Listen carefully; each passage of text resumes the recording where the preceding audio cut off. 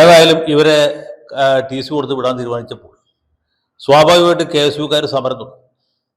ഈ സമരം തുടങ്ങിയതിനും കുഴപ്പമൊന്നുമില്ല. സമാധാനപരമായിട്ട് സമരം ചെയ്യാനുള്ള സ്വാതന്ത്ര്യമൊക്കെ കെ എസ് യുക്കാർക്കും ഉണ്ട്, എസ് എഫ് ഐക്കാർക്കും ഉണ്ട്, എ ബി വി പിക്കാർക്കും ഉണ്ട്, എല്ലാവർക്കും ഉണ്ട്. പക്ഷേ ഇവരുടെ സമരം അക്രമാസക്തമാകുന്ന ഒരു നിലയിലെത്തിയ സമയത്ത് ബഹുമാനപ്പെട്ട ആലുവ MLA, അദ്ദേഹം കോൺഗ്രസ്സുകാരനാണ്, അൻവർ സാദത്ത്, അദ്ദേഹം വന്ന് പ്രിൻസിപ്പളുമായിട്ട് സന്ധി സംഭാഷണം നടത്തി ഒരു പക്ഷെ ഒത്തീർപ്പായി പോയേക്കും എന്ന ഘട്ടത്തിലെത്തിയപ്പോൾ MLA പ്രിൻസിപ്പളിൻ്റെ റൂമിൽ നിന്ന് പുറത്തു കിടന്നതിൻ്റെ പുറകെ എസ് എഫ് ഐക്കാർ അക്രമാസക്തരായി പ്രിൻസിപ്പളിനെ ദേഹോപദ്രവത്തിന് ശ്രമിക്കുകയും അവരുടെ മേലേക്ക് കരിയോയിലേക്ക് ഊരൊഴിക്കും. ഒരു പോലീസുകാരി അതിനിടയ്ക്ക് ചാടി വീണ് ഈ കരിയോയിലിൻ്റെ കുപ്പി തട്ടിത്തെറിപ്പിച്ചുകൊണ്ട് ഇവരുടെ മേലെ കരിയോയിലായില്ല എന്നും. ഇതിലെ കൗതുകരമായിട്ടുള്ള വശം എന്താ വെച്ചാൽ കോളേജിലെ കെ എസ് യുക്കാരല്ല ഇതിന് അക്രമത്തിന് നേതൃത്വം കൊടുത്തത്, പുറമേ നിന്ന് വന്ന ഊത്ത് കോൺഗ്രസ്സുകാർ. അവർക്ക് അവിടെ വരേണ്ട ഒരു കാര്യവുമില്ല.